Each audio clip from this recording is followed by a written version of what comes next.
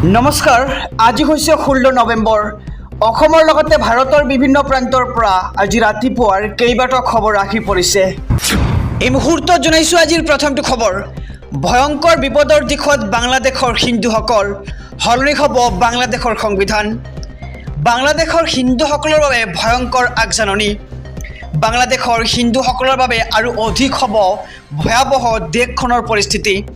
বাংলাদেশৰ সংবিধানৰ পৰা আঁতৰ কৰাৰ সিদ্ধান্ত ধৰ্মনিৰপেক্ষ শব্দটো বাংলাদেশৰ এটৰ্নি জেনেৰেলে ক'লে এই শব্দটোৰ বাংলাদেশত কোনো প্ৰয়োজন নাই আৰু মুঠ জনসংখ্যাৰ 90% লোকে হৈছে মুছলমান লোক আৰু মুছলমানেৰে ভৰি থকা ৰাষ্ট্ৰ এখনক কিয় প্ৰয়োজন ধৰ্মনিৰপেক্ষ শব্দটো হেয়া এতিয়া প্ৰশ্ন উত্থাপিত হৈছে আৰু শেহতীয়াভাৱে বাংলাদেশত ভয়ংকৰ বিপদৰ সন্মুখীন হৈ আছে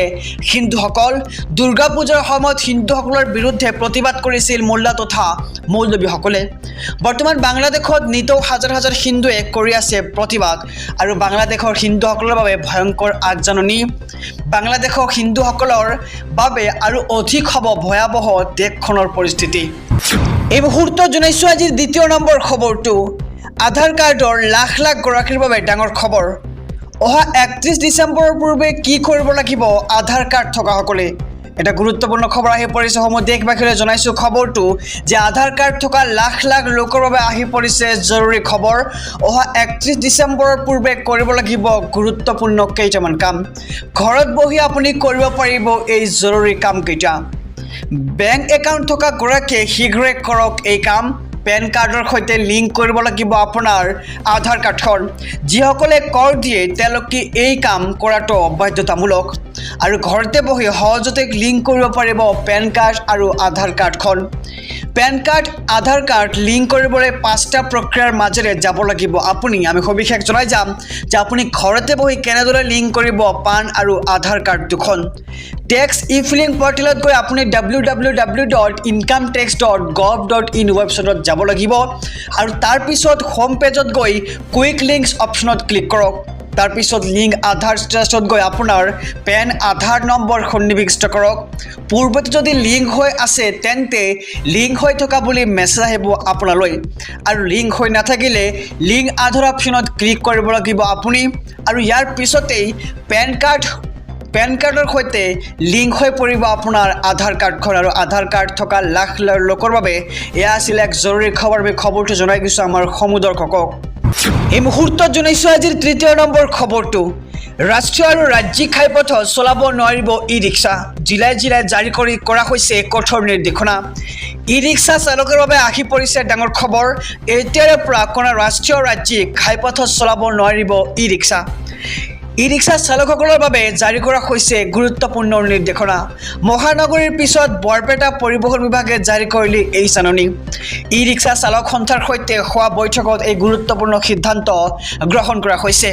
পৰৱৰ্তী নিৰ্দেশ দিয়া পৰ্যন্ত বাহাল থাকিব এই নিৰ্দেশনা মহানগৰীৰ ৰাজপথতো চলাব নোৱাৰিব আপুনি ই ৰিক্সা নিৰ্দিষ্ট পথতহে চলাব লাগিব ই ৰিক্সাসমূহ আৰু RTA বোৰ্ডে নিৰ্ধাৰণ কৰিছে বিশেষ পথকেইটা এই মুহূৰ্তত জনাইছো আজিৰ চতুৰ্থ নম্বৰ খবৰটো সমগ্ৰ ৰাজ্যবাসীৰ বাবে এটা অত্যন্ত জৰুৰী খবৰ আপোনাৰ হাতত মাত্ৰ 3টা দিন বাকী আবেদন কৰক মুখ্যমন্ত্ৰীৰ আত্মনিৰ্ভৰ অসম অভিযান 2.0 জানি লওক আবেদনৰ প্ৰক্ৰিয়া কৃষি ব্যৱসায়ৰ প্ৰতি আগ্ৰহী যুৱক যুৱতীৰ বাবে আহি পৰিছে ভাল খবৰ চলি আছে মুখ্যমন্ত্ৰী আত্মনিৰ্ভৰ অসম অভিযান 2.0 আবেদন বৃদ্ধি কৰা হ'ল আবেদনৰ বয়সৰ ঊৰ্ধ্বসীমা অহা 18 নৱেম্বৰলৈকে পৰ্টেলত কৰিব পাৰিব আপুনি আবেদন লগতে বাছনিভুক্ত হ'লে আপুনি লাভ কৰিব 2 লাখৰ পৰা 5 লাখ টকাৰ আৰ্থিক অনুদান আৰু 28 বছৰৰ পৰা 45 বছৰ বয়সৰ ব্যক্তিয়ে কৰিব পাৰিব মুখ্যমন্ত্ৰী অসম নিৰ্ভৰ বাবে আবেদন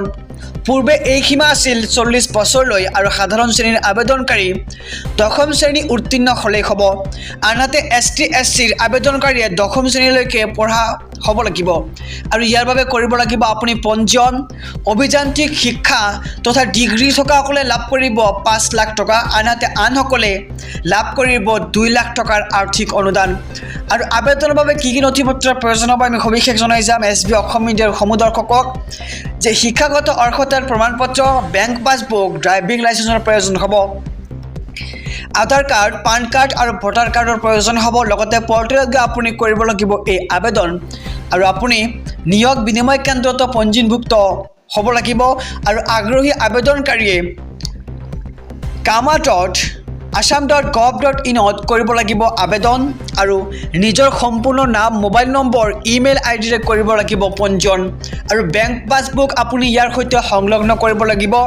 পৰৱৰ্তী সময়ত বাছনিভুক্ত হ'লে আপুনি লাভ কৰিব 2 লাখৰ পৰা 5 লাখ টকা